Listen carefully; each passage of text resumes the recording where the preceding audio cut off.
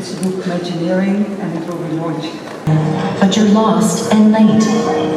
When you find your way to reception and register, you're told that an urgent case has pushed the schedule back. No one knows how long you'll have to wait. As your anxiety levels rise, you forget all the questions you wanted to ask. Instead, you start to worry about missing your next appointment and feel powerless to do anything about it. Sound familiar? Without change, this type of experience will only get worse as traditional centralized hospitals like this one start to transform into more distributed physical and digital networks of care. More than ever, we need an intuitive and human way of connecting our experiences of healthcare. Yes, that's the first part of the movie. So let's look at that use case. As imagine there's a teenager and he's entering an emergency department. To be honest, I have that a little bit myself at the moment, standing in front of you. But so there's a lot of thoughts going to the brain, and the brain is actually shutting down. There's a response coming, and that's very primal. It's known as the flight or fight mode. Important because staff experience, of course, keeps your staff healthy, keeps your hospital running. So that kind of delivers the fourth point as well. It's also lowering the cost of care, and there, of course, technology can make a big difference. So all these modalities then are broken down, and so there's one AI per exam type. And so these are very specialized, dedicated AIs. And so to come up with a solution, and that's the AI manager we call it, and that's basically like an app store for AI algorithms. Interesting space, healthcare. What happens when products start thinking? Have you ever thought about it? This question may be too ambiguous, maybe too generic, but have you ever thought about what happens when the products that you use start thinking? Today I'm not here to talk about AI or what AI is going to do or whether you lose your jobs or keep your jobs and whatnot. But I'm here to talk about how we as designers could design for the next generation of AI-enabled products or the next generation of products which will be leveraging AI to a large extent. So once upon a time, we used to look at tools as something that we need to command, that we need to give an input to, that we expect an output out of if you master it, right? You can look at maybe an age-old thing like a calculator, typewriter, to something like a Photoshop or Figma. Sorry, I'm putting Figma here. I know many of you will hate me for it, but it is a tool at the end of the day and it requires mastery. And if you look to your right are some of the most innovative products on the planet today, be it the Tesla Autopilot or GitHub Copilot, Lovable, and there's a ton more examples that I could give about, right? Your feedback on the session, you can scan this QR. Rohan, where are you? So you said that a thinking product is something that reads intent, understands motive without specific. This is what my wife wants from me. What is that? It reads. In fact, the entire chat team that runs this don't see it as an event. They see it as a movement. That's why if you see the conference events, lectures, and speech is only one part of their schedule.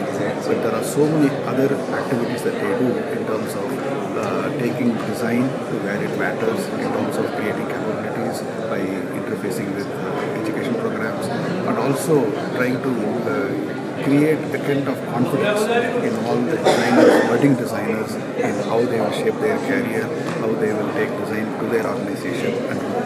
So in that sense, this conference is not an event, it's a movement, and I wish Kaladar and his entire team more success. Thank you. Hello everybody. ఈరోజు 21st UX India international conference Trident హోటల్లో జరుగుతుంది. 3 days event అండి ఇది. One of the biggest UX design events in the world. UX design అంటే user experience design. దీనిలో we have been pioneering it since 2000. ఈ సంస్థ వ్యవస్థాపక అధ్యక్షుడు నేను, ఫౌండర్ ఆఫ్ దిస్ ఆర్గనైజేషన్. దీన్ని యూజబిలిటీ మ్యాటర్స్ .org అని చెప్పి హైదరాబాద్లో ఒక 25 years క్రితం దీన్ని స్థాపించడం జరిగింది. ఇది ఒక నాన్ ప్రాఫిట్ ఆర్గనైజేషన్. ఆ టైంలో మనకి ఇంజనీరింగ్, మెడిసిన్ ఎంత ఉపయోగం ఉందో అలాగే ఫ్యూచర్ జనరేషన్, మన భావితరానికి డిజైన్లో కూడా ఉద్యోగ అవకాశాలు రావాలని చెప్పి అప్పుడు 25 years బ్యాక్ స్థాపించడం. ఈరోజు 25వ వార్షికోత్సవం జరుగుతున్నాయి. ఈరోజు ప్రతి కంపెనీలో కూడా యూఎక్స్ డిజైన్ అనేది ఒక ప్రామినెంట్గా జాబ్స్ ఉన్నాయి. సో యూఎక్స్ అంటే ఏమిటంటే మన సాఫ్ట్వేర్ని చాలా కాంప్లెక్స్గా తయారు చేస్తారు. అంటే ఒకవేళ మీరు ఏదైనా ఫుడ్ యాప్ ఉంది, ఫుడ్ మీరు ఆర్డర్ చేయాలంటే ఒక స్టెప్, ఒక 2-3 క్లిక్లో మీకు ఫుడ్ వచ్చేస్తుంది. ఇదివరకు మైక్రోసాఫ్ట్ వర్డ్ వాడాలంటే మనం ఒక ట్రైనింగ్ తీసుకోవాలి, అమీర్పేట వెళ్ళి ట్రైనింగ్ తీసుకోవచ్చు. ఇప్పుడు మనం యాప్స్ వాడుకునే ట్రైనింగ్స్ వెళ్ళట్లేదు. అంటే దీనికి కారణం ఏంటంటే అనుకున్న డిజైన్, దాన్ని యూజర్ ఎక్స్పీరియన్స్ డిజైన్ అంటారు. అంటే ప్రజలకి అందుబాటులో సాఫ్ట్వేర్ని తీసుకురావడం. ఇప్పుడు మనం రైల్వే టికెట్స్ బుక్ చేయాలంటే, లేకపోతే మనం ట్యాక్సీ పే చేయాలంటే చాలామందికి ఈ సాఫ్ట్వేర్ గురించి కానీ లేకపోతే ఇలా టెక్నాలజీ గురించి కానీ అవగాహన ఉంది. వాళ్ళని దృష్టిలో పెట్టుకుని మనం ఎంత సింపుల్గా ఈ మొబైల్ యాప్స్ని డిజైన్ చేయాలి, అలాంటి కాన్సెప్ట్. సో ఈరోజు 25వ వార్షికోత్సవం సందర్భంగా 3 రోజులు ఇక్కడ హైదరాబాద్కి ఈ కాన్ఫరెన్స్ని తీసుకొచ్చాను. నేను గత 25 ఏళ్ళుగా దీనికోసం కృషి చేశాను. అంటే ఈ కాన్సెప్ట్ ప్రజలకు తెలియాలి అని చెప్పి. ఈరోజు ఎలా ఉందంటే మన వరల్డ్లోనే ఒక అతిపెద్ద కాన్ఫరెన్స్గా, అతిపెద్ద సదస్సుగా ఏర్పాటైంది ఈరోజు యూఎక్స్ ఇండియా. సో యూఎక్స్ ఇండియాని 3 రోజుల్లో అనేక మంది ప్రముఖులు 16 దేశాల నుంచి అటెండ్ అవుతున్నారు.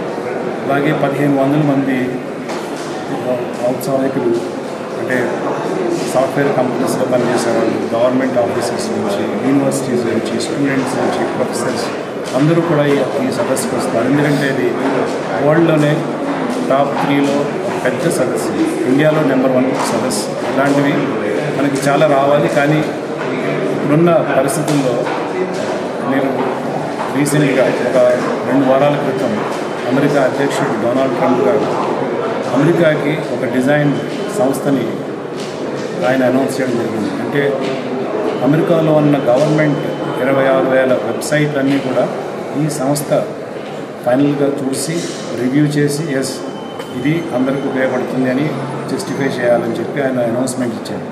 అలాంటిది మన ఇండియాలో కూడా రావాలి. మన ఇండియన్ గవర్నమెంట్ కూడా ఈ డిజైన్ అనేది చాలా ఇంపార్టెంట్ ఆస్పెక్ట్గా గమనించి మన వాళ్ళు కూడా మన స్టేట్ గవర్నమెంట్ కానీ సెంట్రల్ గవర్నమెంట్ కానీ ఒక డిజైన్ని ఒక వెరీ ఇంపార్టెంట్ ఆస్పెక్ట్గా అనౌన్స్ చేసి మన గవర్నమెంట్ వెబ్సైట్స్ కానీ ప్రైవేట్ వెబ్సైట్స్ కానీ ఈజీగా అందరికీ అందుబాటులో ఉండే విధంగా డిజైన్ చేయాల్సి జరుగుతుంది.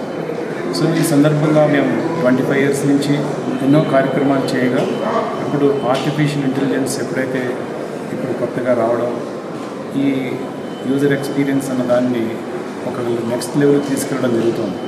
సో మేము దానికి తగ్గట్టుగా బై 2030 నెక్స్ట్ 5 ఏళ్లలో ఒక 3 ఇంపార్టెంట్ కార్యాంశాలను నిర్ణయించాం. అంటే ఒక 10 లక్షల మంది ఆడవాళ్ళకి, ఉమెన్ అండ్ గర్ల్ చైల్డ్కి ఈ ఫ్రీ డిజైన్ ఎడ్యుకేషన్ పంచడం. అంటే ఇక్కడ మన సిటీస్లోనే కాకుండా గ్రామాల్లో కూడా ఈ డిజైన్ ఎడ్యుకేషన్ తీసుకురావడం, వాళ్ళకి ఉపాధి కల్పించాలి. ఎందుకంటే చాలా అవకాశం ఉంది డిజైన్లో, అది చాలామందికి తెలియదు. ఆ విషయం తెలియక చాలామంది ఈ డిజైన్లోకి రావడం తెలియదు. ఓన్లీ సిటీస్లో మాత్రమే తెలుస్తుంది. సో దానికి మాకు నెక్స్ట్ 5 yearsలో 10 లక్షల మందిని ఎడ్యుకేట్ చేయడం. సెకండ్ ఏంటంటే డిజైన్లో డిజైనర్స్ సాఫ్ట్వేర్ కంపెనీస్ని ఎలా అయితే సాఫ్ట్వేర్ ఇంజనీర్స్ చేస్తున్నారో అలాగే డిజైనర్స్ కూడా కనీసం ఒక 1000 కంపెనీలు వాళ్ళు స్టార్టప్స్ని ఏర్పాటు చేయడానికి కాను మేము సహకరిస్తున్నాం. మూడోది ఏంటంటే మన ఇంజనీరింగ్ కాలేజెస్ మన దగ్గర 20,000 ఇంజనీరింగ్ కాలేజెస్ ఉన్నాయి. అలాగే డిజైన్ స్కూల్ చూస్తే మేబీ ఐ థింక్ ఒక 200 మంది ఉంటారు.